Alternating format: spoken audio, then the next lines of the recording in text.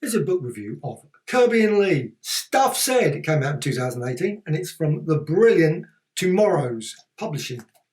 Twomorrows.com. They bring out loads and loads and loads and loads of books. I've got a few, not as many as I wish I had actually, to be honest. You can get them digital on their Twomorrows.com, but hopefully this is still available. I haven't checked, to be honest, so it might not be. It's coming out, so 2018. Just a brilliant book. It's got lots and lots, obviously, all of the people. Stan Lee, Jack Kirby. It's mainly Stan Lee and Jack Kirby. But there's also a lot of like Steve Ditko, Joe Simon, Wally Wood, Roy Thomas, etc., etc. And colour. It's obviously got a sort of the rules of law and how it actually worked, this book, how it all goes backwards and forwards. There's a lot of what Stan Lee said, what Jack Kirby said, Stan Lee said, Jack Kirby, and so on and so on. Obviously got the initial early days with Martin Goodman, Timely Comics. Then you've also got just full of amazing pictures all the way through this. Pre-60s presentation art, you've got like the Night Fighter, you've got Man of Flame, you've got Justice League of America, Fly, and of course into the Fantastic Four. But you've also got the synopsis, the first thing. And this book is just full of just page after page, like the pin-ups, the early pin-ups. Lots and lots of examples, layout pages, lots of pin-up, again, more pin-up pages.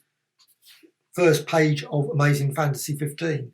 Also the synopsis here for Fantastic Four, issue 8, Puppet Master story. Howling Commandos, Prison, and also lots of unused pages. This is a rejected Incredible Hulk issue 5 page.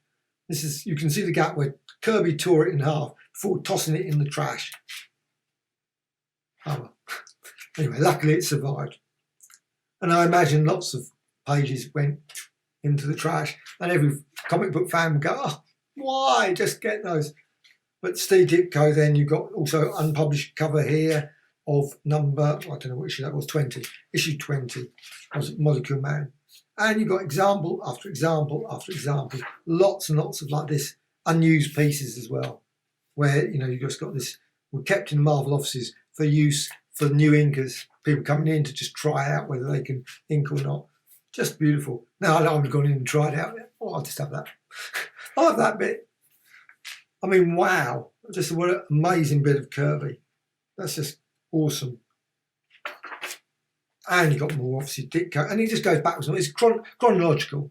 But some of the photos, the examples used are all over the place. It's not chronological in terms of with the examples, personally. I think there's bits right at the back that are more from the front and so on and so on. But the actual story, the actual sections, like February 65, March 65. So you're going through learning all about what was happening at the time. The comments said backwards and forwards between the two, as well as other people. Obviously Wally Wood as well, and it's just seen Wally Wood. You've got Karnak there. You've got this lovely one here. Marvel Pop-Art Productions, which they did, of course. Unused Nick Fury page. And this is just full of just really, this, I don't know what this one is. Just example after example after example. Boomerang, Ragnarok, Captain Marvel. Obviously this was Myron Fass. He also used Plastic Man name. A bit obviously of Submariner. You've got him, this is just full of just page after page after page of just epic stuff, and it goes through every year, and it's just beautiful. All the thing. It's one of these books you can dip into.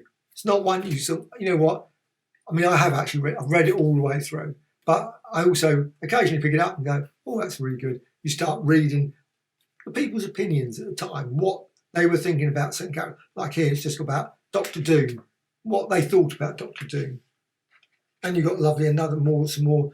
Original design for Agatha Harkness, yeah, and so on and so on. Got a brilliant one there of Silver Surfer, the issue 18, obviously, where always love the end bits. Whenever you got an end panel, there's always a blurb at the end, and then of course the next issue, if there ever was an issue, because this is Silver Surfer 18, we will never know what was going to be in Silver Surfer 19.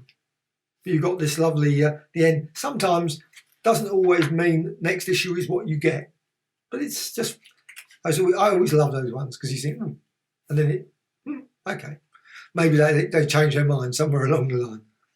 You've got Superman's obviously new. There's a bit of like obviously DC comics in it. Foom. You've got Atlas Comics, The Destructor. Brilliant. I love that one. The Origins of Marvel Comics. I love that one. Or you've got also Comings and Goings. You've got there. Not Brandek. The Eternals. Of course, when Kirby came back, you had Black Panther. I love those. Black Panther, brilliant. 2001, A Space Odyssey, thoroughly enjoyable. Machine Man, brilliant series as well. I'm looking forward to the Eternals Omnibus edition coming out fairly soon. There's also, of course, the Eternals Epic, but also Black Panther, of course. Now, it'd be lovely to see 2001 come out, but of course, I think that's going to be unlikely. Probably the originals are going to be the easiest to get there. Destroyer Duck. Now, I never bought that one. Captain Victory. Now, I did buy that one. Battle for a Three-Dimensional World. Bombast. Captain Glory. I must admit, they passed me by. And lots more. I mean, this book is just an amazing book.